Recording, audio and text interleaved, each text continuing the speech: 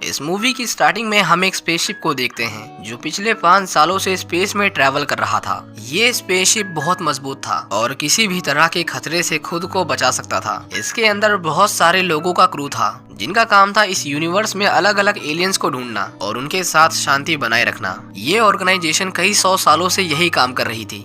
लेकिन फिलहाल इस समय स्टारशिप के कैप्टन थे जेम्स किर्क, उनके लेफ्टिनेंट का नाम था स्पॉक्स, उसका चीफ मेडिकल ऑफिसर था मैकॉय और वहाँ के टेक्निकल ऑफिसर का नाम था स्कॉटी। हमेशा की तरह जेम्स कुछ एलियंस को शांति का पैगाम देने गया था, लेकिन उन एलियंस को जेम्स की बात समझ नहीं आती और वो उसके ऊपर हमला कर देते हैं। अच्छी बात ये थी कि जेम्स समय रहते वहाँ से टेलीपोर्ट हो जाता है, नहीं तो वो कपड़ों के साथ साथ उसे भी फाड़ देते। उनका सफर पूरे 5 साल का था, जिसमें से 3 साल ऑलरेडी बीत चुके थे।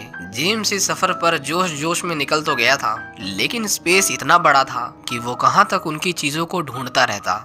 2 दिन बाद उसका जन्मदिन था, जिसे वो बिल्कुल सेलिब्रेट नहीं करता था क्योंकि उसी दिन उसके पिता की मौत हुई थी। वो सभी एक लंबी छुट्टी के लिए यॉर्कटाउन नाम के स्पेस स्टेशन में आते हैं। ये अंतरिक्ष में एक बड़े कांच के गोले जैसा था, लेकिन ये छोटा सा प्लेनेट इतना एडवांस था कि इसके अंदर ऑक्सीजन से लेकर पब्लिक ट्रैवल तक की सुविधाएं मौजूद थी। उन्हें यहाँ आए हुए कुछ दिन ही हुए थे कि तभी यॉर्कटाउन के सर्विलेंस क्रू को एक अनजान शिप उनकी ओर आता हुआ दिखाई देता है। वो उसे वापस जाने की वार्निंग देते हैं, लेकिन उसके अंदर एक एलियन लड़की थी जो बहुत घबराई हुई थी। वो उसे अंदर आने की परमिशन दे देते हैं। इस लड़की का नाम क्लारा था। वो उन्हें बताती है कि उसके लोग एक नेबुला में फंस गए हैं और उन्हें बचाने के लिए उसके पास ऐसी कोई स्पेसशिप नहीं है जो वहां तक पहुंच सके। नेबुला दरअसल स्पेस में एक तरह का डस्ट और पत्थरों से बना हुआ और लाखों किलोमीटर तक फैला हुआ एरिया होता है, जिसके अंदर जा पाना इम्पॉसिबल होता है। लेकिन उनकी स्टारशिप ये काम बड़ी आसानी से कर सकती थी। जेम्स समझता था कि एक कैप्टन के लिए उसके लोगों की जान के क्या मायने होते हैं,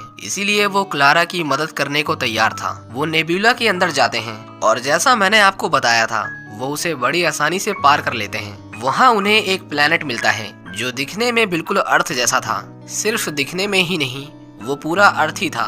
वो जब अपने आसपास के एरिया को स्कैन करते हैं तो उन्हें कोई भी स्पेसशिप नजर नहीं आता, पर ये सब एक चाल थी उन्हें वहां तक लाने की। बहुत सारे छोटे छोटे स्पेसशिप उनके ऊपर किसी मधुमक्खियों के झुंड की तरह हमला कर देते हैं। जेम्स उन्हें वार्निंग देता है, लेकिन कोई भी रुकने को तैयार नहीं था। और फिर हम यहाँ क्राल को देखते हैं जो उनका लीडर था। वो उनके शिप के अंदर घुसकर जेम्स के क्रू मेंबर्स को मारने लगते हैं। मैकॉय देखता है कि उनके शरीर एकदम बूढ़े होकर सड़ने लगे थे क्योंकि क्राल उनके अंदर से उनकी लाइफ को सोख रहा था। जेम्स कहता है कि स्टारशिप को वापस ले चलो, लेकिन उन्होंने स्टारशिप के दोनों प्रोपेलर तोड़ दिए थे।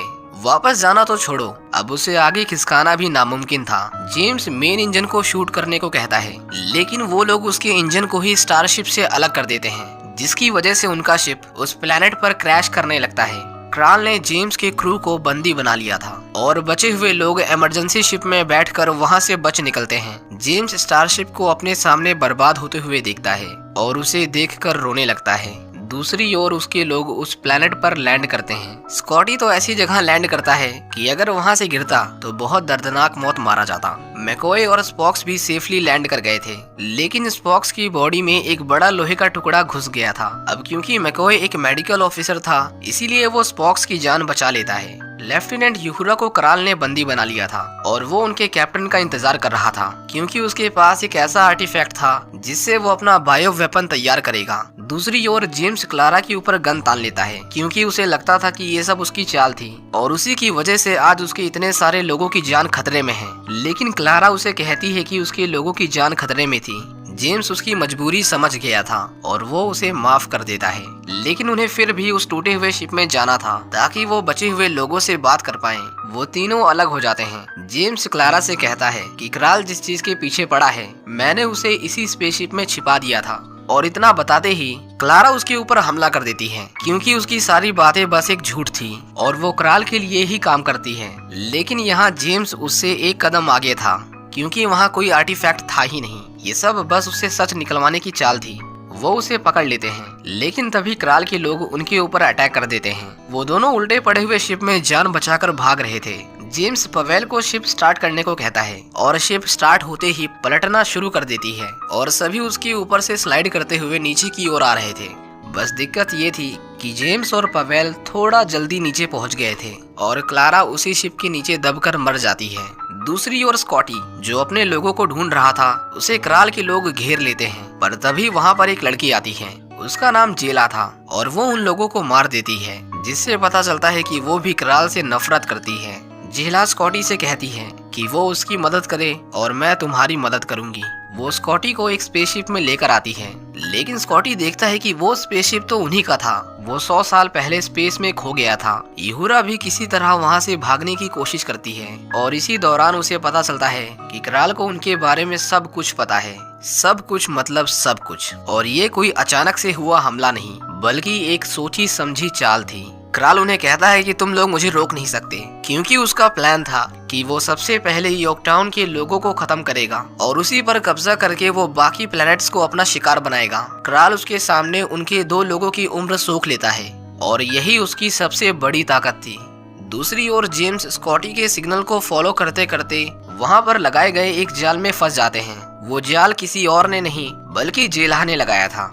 स्कॉटी उसे बताता है कि ये हमारे कैप्टन हैं, इसीलिए जेला उन्हें छोड़ देती है। जेम्स देखता है कि उसके पास वही शिप था जिसके बारे में उन्हें बचपन में पढ़ाया जाता था। जेला ने उस शिप को छुपाने के लिए इमेज रिफ्लेक्टर्स लगाए थे ताकि उसके ठीक होने तक कराल के लोग उसे पकड़ ना पाएं। जब जेम्स को मैकॉय का मैसेज मिलता है तो वो उसे ट्रैक करने लगते हैं, पर कराल के सोल्जर्स ने उन्हें एक बार फिर से पकड़ लिया था। इससे पहले वो उन्हें मार देते, जेम्स उन्हें शिप में टेलीपोर्ट कर लेता है। स्पॉक्स की हालत कुछ ठीक नहीं थी और उसे इलाज की सख्त जरूरत थी, लेकिन उसे बस अपने लोगों को बचाना था। उसने उहुरा को एक लॉकेट दिया था जो एक तरह का ट्रैकर था। उन्हें उनकी एग्जैक्ट लोकेशन तो पता चल गई थी, लेकिन इतने लोगों को वहां से निकालना इम्पॉसिबल था। जेला तो वहां पर जाने की बात से ही घबरा जाती है, क्योंकि कई साल पहले वो और उसके डैड वहां से भागने की कोशिश कर रहे थे, लेकिन उन्होंने उसके डैड को मार दिया। स्कॉटी उसे समझाता है कि उसके बिना वो अंदर नहीं जा सकते और जो पिछली बार हुआ वो हम इस बार नहीं होने देंगे। दूसरी ओर कराल के लोग जेम्स को ढूंढ नहीं पाते और अब कराल के सब्र का बांध टूटने लगा था। वो गुस्से में पागल होकर उनके लोगों को मारने लगता है और मजबूरन उन्हें उस आर्टिफैक्ट को उसके हवाले करना पड़ता है जो हमेशा से एक एलियन के सिर के पीछे था। उसके मिलते ही कराल अपने बायो वेपन को बनाना शुरू कर देता है जो दिखने में ब्लैक लिक्विड जैसा था।